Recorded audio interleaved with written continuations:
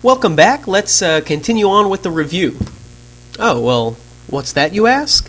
Well, that happens to be an emoticon, and it also happens to be describing what I feel like when I'm doing math. Happy.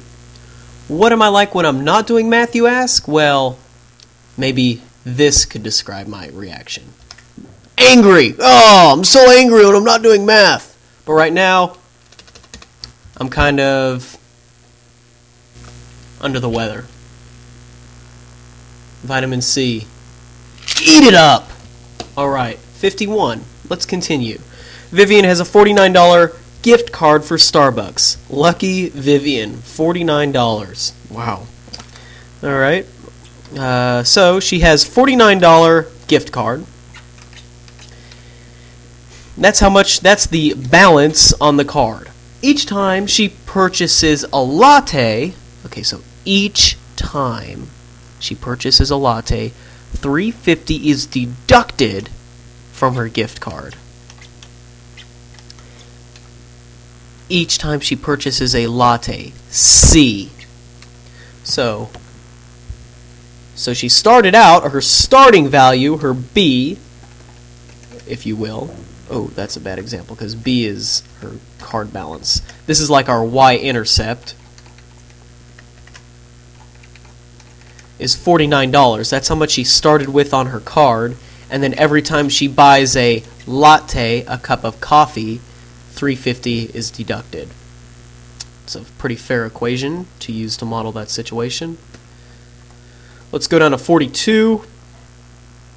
The cost of renting a canoe, C, is given by the formula $25. Okay, so I go to the lake and decide to rent a canoe. They're automatically going to stick me with 25 bucks and then $4 per hour. Per hour. Where H is the number of hours the canoe will be used. So what's the slope? Well, the slope, you need to think of rate. What is the rate of change here? It's $4 per hour. What's it represent in this situation? At the hourly amount you are charged to use the canoe. Use the following situation to answer 43 through 45.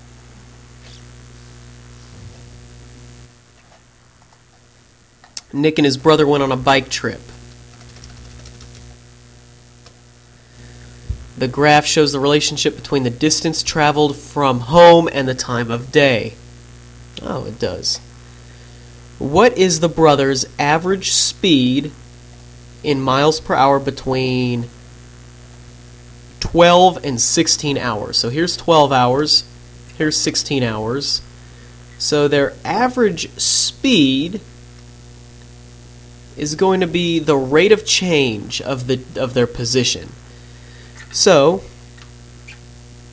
their rise, change in y, is 30 miles, and their run, their change in x, is 4 hours.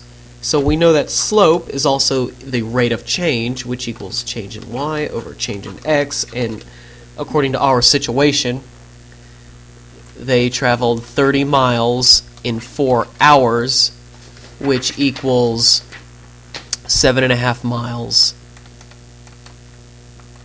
per hour. What did they do between 8 and 10 hours? Between 8 and 10 hours, it looks like they didn't cover any new distance, so they stood still.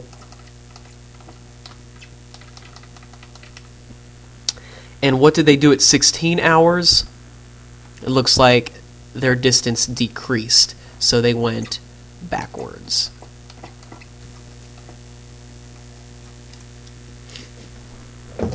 Okay.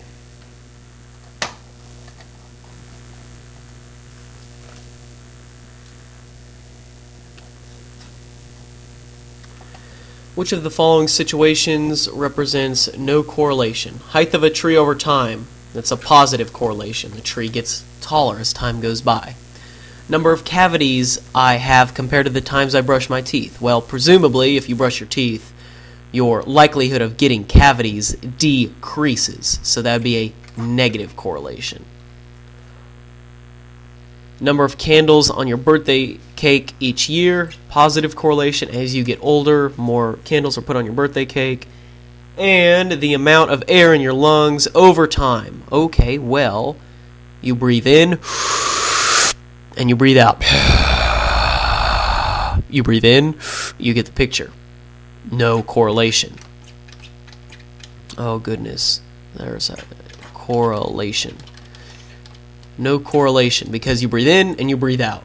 You're not constantly breathing in or else you'd explode. You're not constantly breathing out or you'd implode.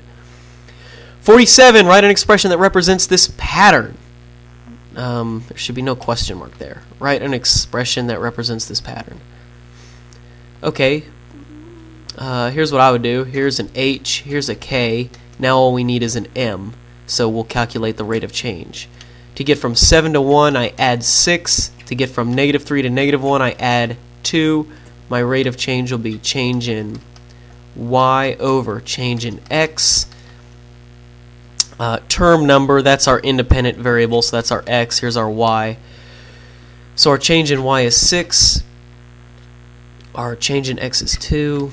That gives us a slope of 3. So I'm going to use Y equals M times the quantity X minus H plus K, which gives me 3 times the quantity X minus H, which is 5, plus K, which is 1.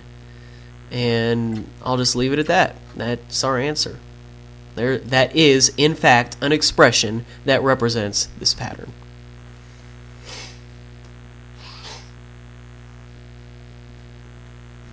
Alright, you got it?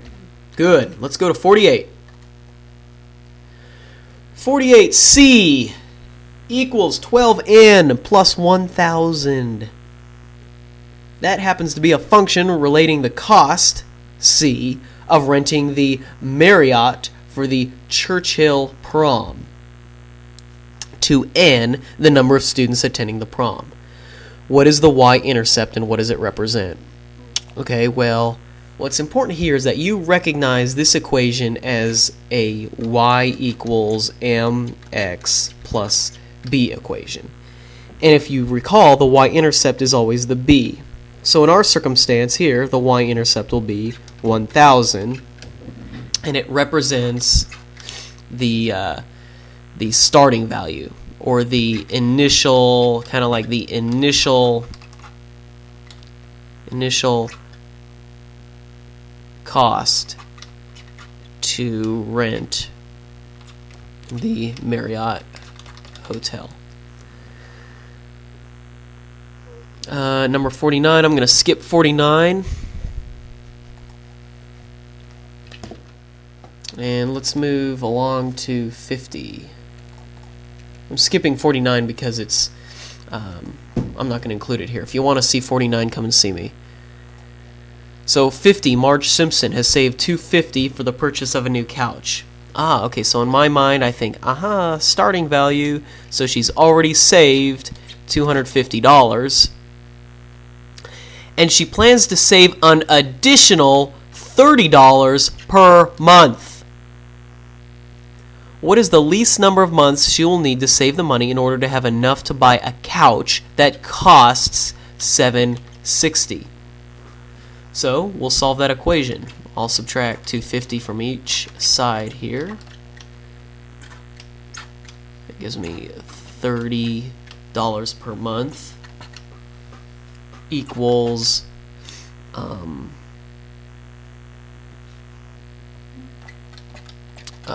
$510, and so divide each side by 30.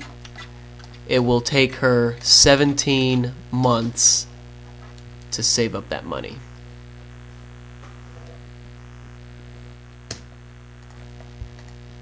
Last page. Julian's job is inspecting Xbox consoles for defects. He notices he noticed that